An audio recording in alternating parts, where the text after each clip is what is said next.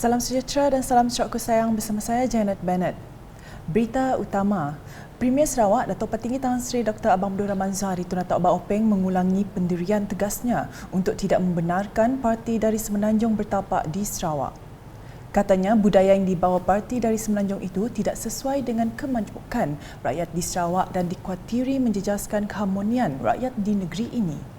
Tegas beliau, Kerajaan Gabungan Parti Sarawak GPS pimpinannya hanya akan bekerjasama dengan mana-mana pihak dalam membentuk kerajaan baru yang stabil.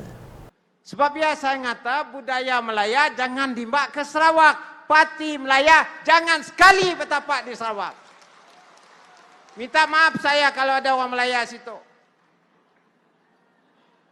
Mun ada orang Melaya situ, kita boleh kerjasama demi untuk negara Malaysia, tetapi budaya kita Sarawak mesti dipertahankan. Jangan sekali kita mengikat tapak dengan sidap Melaya tu dari sudut politik, kerana politik kita berlainan. Denan kedaya, Tun Taib kedaya, saya pun kedaya mempertahankan budaya kita. Beliau berucap demikian pada program Sarawak Ku Sayang bahagian Betong di pentas utama Sri Kalaka Saratok pada Jumaat. Katanya, kestabilan politik di Sarawak telah menjadikan GPS menjadi rebutan parti-parti di Semenanjung yang mahu menjalinkan kerjasama untuk membentuk kerajaan baru selepas pilihan raya umum ke-15 PRU15 nanti. Hari itu, Sarawak macam orang dara nak digeret orang. Semua kini tu nak ngantarkan hantaran. Saya kata belum. Kerana kita mestilah menjaga keluarga rakyat Sarawak dahulu sebelum kita membuat keputusan.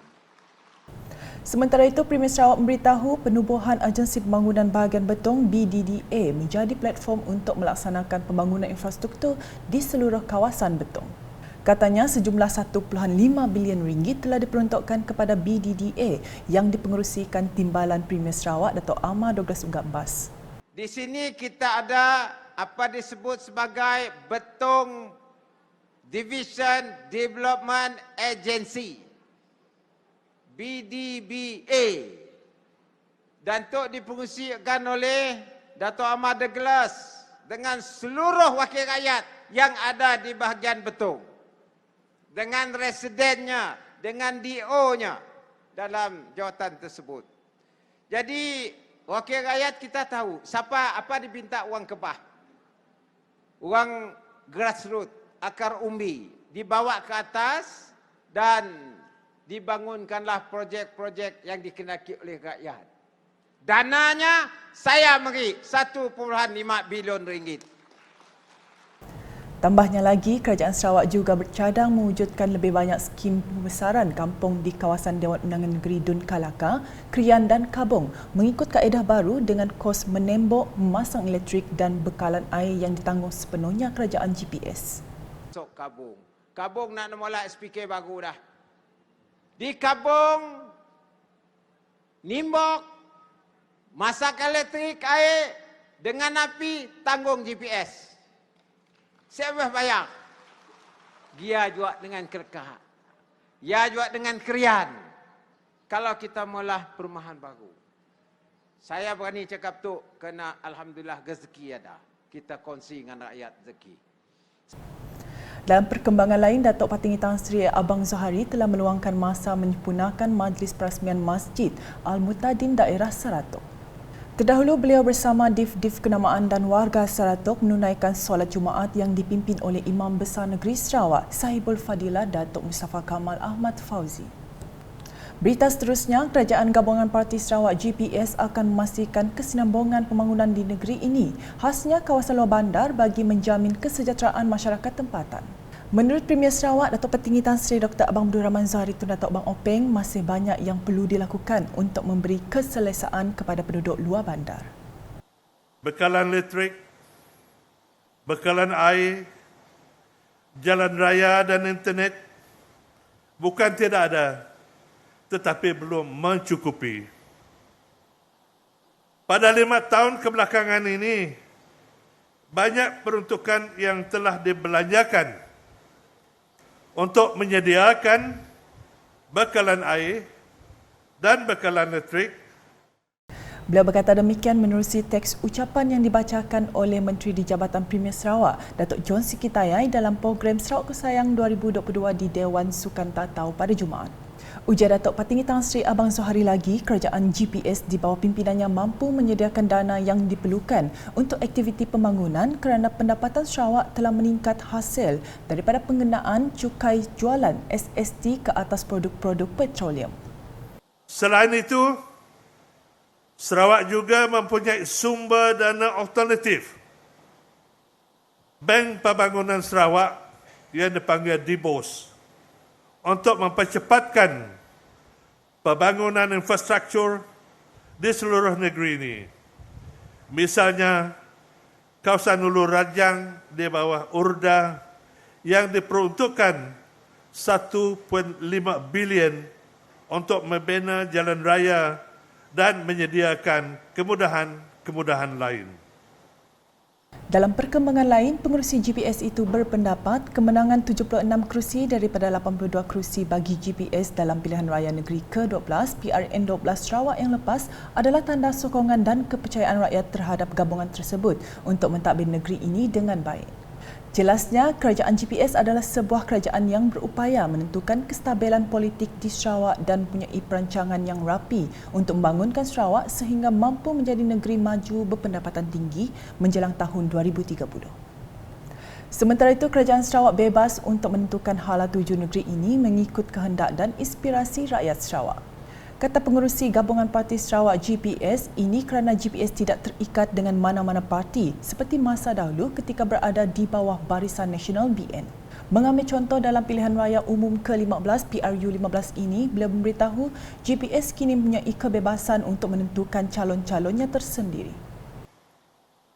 Walaupun kita di bawah platform politik yang bebas, tetapi telah terbukti GPS mempunyai kuasa yang menentukan kestabilan politik negara dan menentukan siapa yang akan menjadi Perdana Menteri.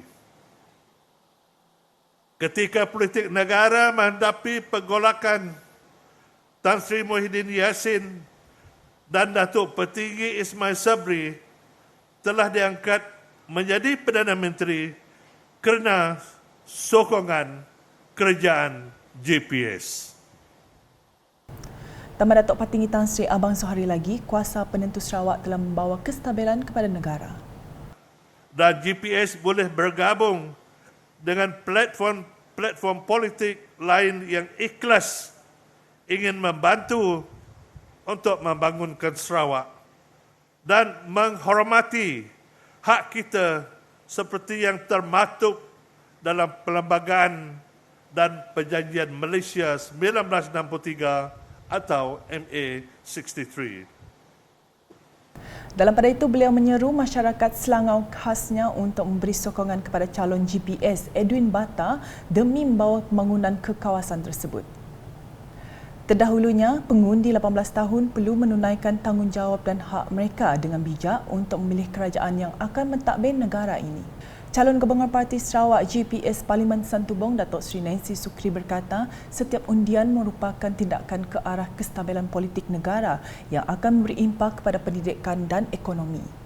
Katanya anak-anak hari ini perlu melibatkan diri dalam politik tapi tidak semestinya mereka masuk ke dalam parti politik. Jelasnya ini sebagai memberi kesedaran kepada mereka untuk belajar erti tanggungjawab sebagai rakyat Malaysia untuk mengundi dan memilih kerajaan. Beliau berkata demikian ketika mengadakan pertemuan dengan Jentera Parti Pesaka Berputra Bersatu PBB Ranting Setunggang, Dayak Ulu Klau, Temelan, Gerunggang pada Khamis. Tambah Datuk Seri Nancy lagi, pengundi 18 tahun dan mereka yang pertama kali mengundi perlu memilih GPS yang benar-benar memperjuangkan masa depan Sarawak di peringkat persekutuan agar dasar kerajaan pusat dapat diselarikan dengan dasar kerajaan Sarawak yang telah sedia ada menyediakan pelbagai inisiatif, bantuan dan kemajuan menerusi 120 inisiatif. Sementara itu, Ahli Dewan Undangan Negeri Adun Tanjung Datu Azizul Anwar Adenan berkata, rakyat perlu menjadikan pengalaman 22 bulan ditadbir di bawah Kerajaan Pakatan Harapan sebagai pengajaran. Ujarnya banyak projek pembangunan yang telah diluluskan kerajaan terdahulu telah dibatalkan. Apa yang dijanjikan tidak ditunaikan. Berita selanjutnya, Gabungan Parti Sarawak GPS menawarkan politik inklusif kepada setiap lapisan masyarakatnya dalam menikmati kemakmuran bersama. Naib Presiden Parti Persaka Bumiputera Bersatu PBB Datuk Julaihi Narawi berkata, sebagai usaha menjamin kegemilangan negeri ini, GPS turut menekankan pembangunan pemimpin muda berwibawa yang mampu meneruskan agenda tersebut pada masa depan. Oleh itu katanya, rakyat Sarawak perlu terus memberikan mandat kepada GPS atas kecemerlangannya memerintah negeri ini di bawah pimpinan Premier Sarawak Datuk Petinggi Tan Sri Dr. Abang Abdul Rahman Zahari Tun atau Abang Openg. Beliau berkata demikian dalam Majlis Pemimpin Bersama Rakyat di Dewan Masyarakat Kampung Arus Melayu Sebuyau pada Khamis. Datuk Julaihi yang juga Menteri Utiliti dan Telekomunikasi Sarawak turut menyeru setiap ahli parti komponen GPS agar memperkukuhkan sokongan mereka terhadap calon GPS Parlimen Batang Lupa Muhammad Safizan Kepli sebagai menjamin kemenangan beliau pada 19 November ini. Di Seratok, calon gabungan Parti Sarawak GPS Parlimen Petrajaya Datuk Seri Fadilah Yusof melawat ketiga bilik gerakan ranting Pesaka Bumiputera Bersatu PBB di bagi kawasan Dewan Undangan Negeri Dun Satok pada Khamis. Beliau yang diiringi Setiausaha PBB Cawangan Satok Samad Ghani dan Timbalan Ketua PBB Cawangan Satok Hilmi Hotman melawat ke bilik gerakan ranting PBB Jalan Muhibah Kampung Nombor 3 dan Kampung Nombor 4. Lawatan tersebut bagi meninjau dan melihat sendiri tahap persiapan setiap jentera ranting menghadapi pilihan raya umum PRU ke-15 menerusi taklimat yang disampaikan oleh Ketua Ranting. Secara keseluruhan, Datuk Seri Fadilah amat berpuas hati dengan tahap kesiapsiagaan kesemua bilik-bilik gerakan ranting PBB bagi kawasan Dewan Undangan Negeri Dun Satok. Terdahulu, beliau meluangkan masa menunaikan solat Maghrib dan Isyak berjemaah di Surau Darul Kara, Jalan Patingan. Ke perkembangan seterusnya, tempoh berkempen hampir tamat dengan hanya berbaki kurang dari 24 jam untuk tibanya hari penentuan pilihan raya umum ke-15 PRU 15. Situasi kritikal ini menjadi perjuangan calon yang bertanding untuk melakukan pecutan akhir mereka untuk mendambat hati para pengundi di kawasan mereka. Ikuti laporan lanjut wartawan kami di lapangan. Puncak pilihan raya umum PRU ke-15 semakin menghampiri dan ia memberi debaran buat parti politik tanah air sebelum tempoh berkempen tamat pada jam 12 malam ini. Tempoh kritikal ini menjadi saat-saat akhir bagi calon bertanding untuk melakukan pecutan terakhir mereka menambat hati para pengundi termasuk pengundi 18 tahun dan mereka yang pertama kali mengundi sebelum hari penentuan esok. Baiknya di kawasan bandar maupun di kawasan luar bandar, tempoh berkempen dimanfaatkan sepenuhnya oleh calon bertanding dengan menyantuni pengundi di kawasan masing-masing. Bukan sahaja turun padang untuk berkempen serta memasang bendera dan papan tanda untuk mempromosikan calon parti masing-masing, bahkan calon yang bertanding turut memanfaatkan alam maya sebagai platform mereka. Sedikit yang saya nak kongsi, PRU 15 di Sarawak kali ini menyaksikan seramai 92 calon bertanding merebut kerusi parlimen dan daripada jumlah itu, Gabungan Parti Sarawak GPS bertanding di kesemua 31 kerusi. 11 adalah calon bebas, Pakatan Harapan PH30, Parti Sarawak Bersatu PSP 10, Parti Bangsa Rakyat Sarawak PBDS 3, Perikatan Nasional PN 4, manakala Parti Bangsa Malaysia PBM, Parti Bumi Kenyalang PBK dan Parti Kesedaran Sarawak Sedar masing-masing 1. Pelbagai usaha telah dilakukan namun penentunya anda di luar sana yang layak mengundi. Jalankan tanggungjawab dengan turun mengundi dan buatlah pilihan yang bijak untuk menentukan masa depan kita sendiri. Setiap undi adalah sangat penting untuk menentukan kerajaan yang akan memimpin kita. Sekian laporan daripada saya Fidas bersama juru video Nur Nabila.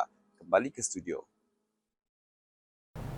Sekian edisi malam bersama saya Janet Bennett. Berita lebih lanjut boleh didapati di semua platform media sosial KAS termasuk portal kasussarawak.gov.my dan UKAS channel di YouTube.